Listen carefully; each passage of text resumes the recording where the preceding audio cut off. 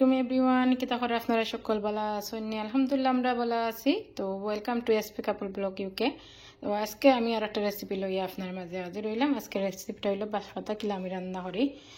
আর যারা মাখাইয়া রাঁধতে পারেন তারা তো মাখাইয়া রাঁধতে পারবে ইনশাল্লাহ। আমার রেসিপি একটা দেওয়া আছে চ্যানেলও। তো আমি একটা রেসিপি দিলাম যারা বিগিনিং বা নয়া ভাই বোন হলে আর্ট হয়েছেন তারার লাগিয়ে রেসিপিটা আমার আজকের।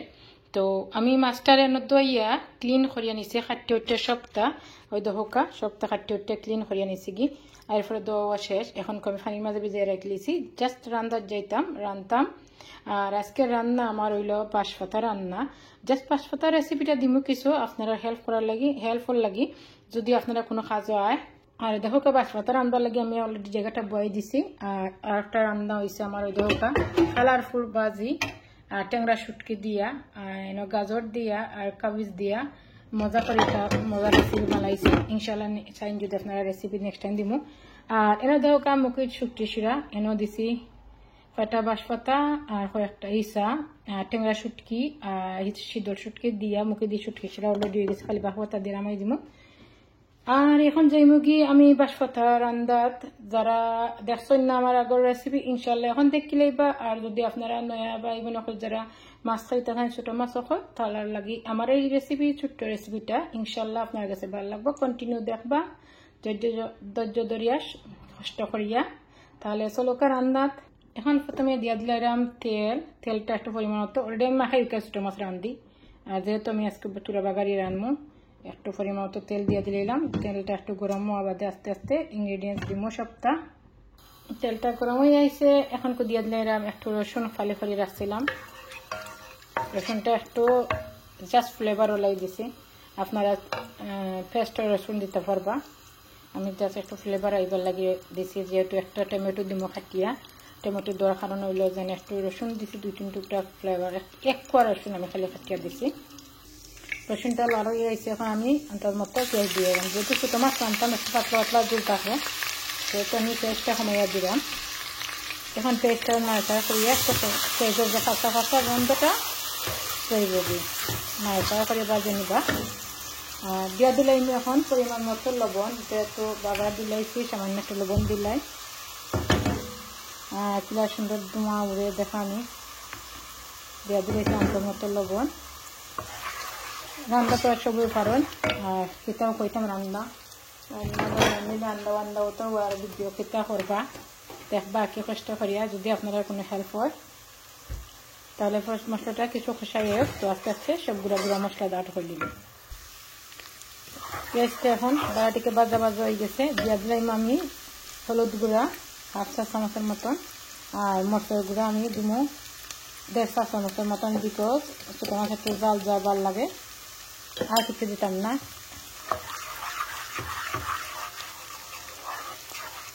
মশলাটার লগে ভালোভাবে গুঁড়া মশলা আর ধরিয়া নিলাম।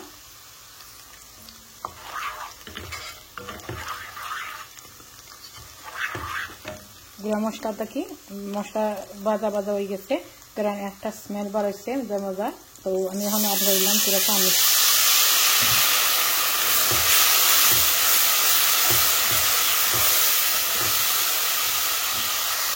এখন দিয়ে দিলাম করিয়ে রাখা টমেটো। আর টমেটো এটা অপশনাল, আপনারা চাইলেও পারবা না চাইলেও উদ্যোগ করতে হবে। আমি দিলাম আমার কাছে ভালো লাগে দিতাম, বুঝলাম যে একটু ডিফারেন্ট নাম দিই। আর বাঁশপাতা মাছ শেষে ভালো পাই কমেন্ট করে জানাইব। আমার কাছে তো খুবই ভালো লাগে বাঁশপাতা মাছ, আমি খুবই ভালো পাই, আমার একটা ফেভারিট মাছ। 2 মিনিট লাই ঘুরিয়ে দিচ্ছি।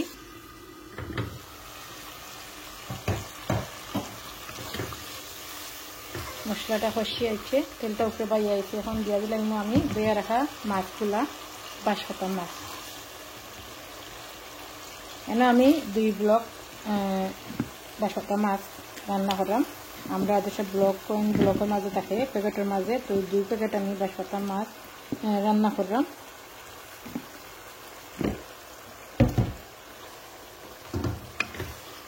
মাছটারে বারোভাবে নাড়াচাড়া করিয়া মশলার সাথে মিক্স করে নিলাম। দেখানে কতটুকু লবণীয় লাগে, দেখতেও ওইবার আগে দেখানে কতটুকু লবণীয় লাগে। এখন মাছটারে একটু নাড়াচাড়া করে 2-3 মিনিট ডাল দিয়া তাদের জোলার করলাম। দেখেন কি সুন্দর কালার আইছে 2 মিনিট জাল দিব জাল দিয়া বাদে জুলা কইলেন যেহেতু ছোট মাছ হতে বেশি জাল দেওয়া লাগে না জাস্ট সিরা দিয়ে বাদে জাল দেওয়া লাগে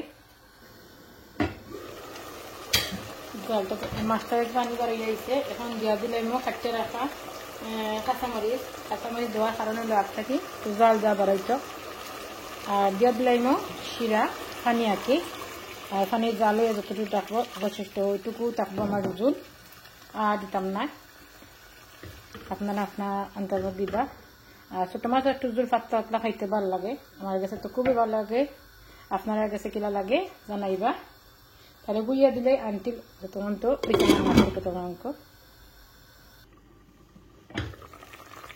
মাছটা মরে গেছে এখন দিয়া দিলে ইমো খাটতে রাখা বাখর পাতা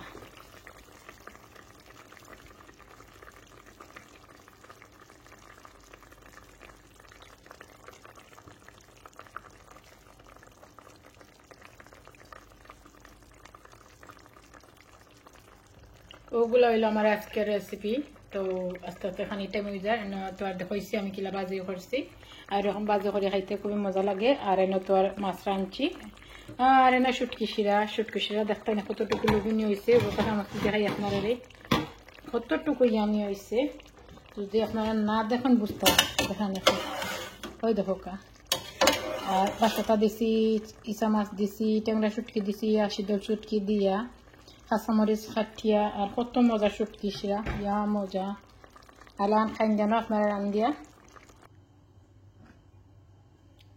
আমার আজকের এই বাঁশপাতা রেসিপিটা আপনারা কাছে কিলা লাগলো লাইক কমেন্ট শেয়ার করবা বেল আইকনটা ক্লিক দিয়ে রাখবা সাথে সাথে যে ভিডিওগুলো দিয়ে আপনারা ফাইলেটা নয়া যারা ভাই বোন সকল আছেন আমরা লাগাই আর ইনশাল্লাহ আমরা বাগ দিমু আর এরকম করে সুন্দর সুন্দর রেসিপি বানাইয়া খাইবা আর দেখো কিরা সুন্দর কালার হয়েছে হয়তো বা ভিডিওর মাঝে তো সুন্দর কালার আর না আমার কাছে তো খুবই সুন্দর কালার লাগে আর এখন কোখানি বই দিব খাইমু আর আজকে তো রেসিপি দেখাইলাম কিতা কিতা রান্নাম না রান্নাম আমার যদি মাথার মাঝে বা বলার মাঝে কোনো ভুল ত্রুটি হয়ে থাকে বা রান্নার মাঝে কোনো ভুল ত্রুটি হয়ে থাকে আপনারা ক্ষমা দৃষ্টি দেখবা আর এরকম রেসিপি বা ব্লগ পাওয়ার অপেক্ষায় থাকবা ইনশাল্লাহ ট্রাই করব নিত্য নতুন কিছু দেওয়ার লাগি আর নয়া নয়া কিছু দেওয়ার লাগে আর রান্না বান্না তো সবই জানোই এটা প্রতিদিনের রান্না বান্না সবর গরু রান্না বান্না হয় আর আমি মনে করি আমি যাতে একটু রান্না বান্না করি বা একটু যাতে করি আপনার লাগে শেয়ার করার লাগে ইনশাল্লাহ আগামীতে সুন্দর সুন্দর ব্লগ পাইবা আর দেখবা কন্টিনিউ লগে থাকবা আর আপনারা যে জন আছেন ভালো থাকা সুস্থ থাকা নিরাপদে থাকা সেফে থাকা আমরা লাগে দোয়া করবো ইনশাল্লাহ আমরা আপনারা লাগে দোয়া করবো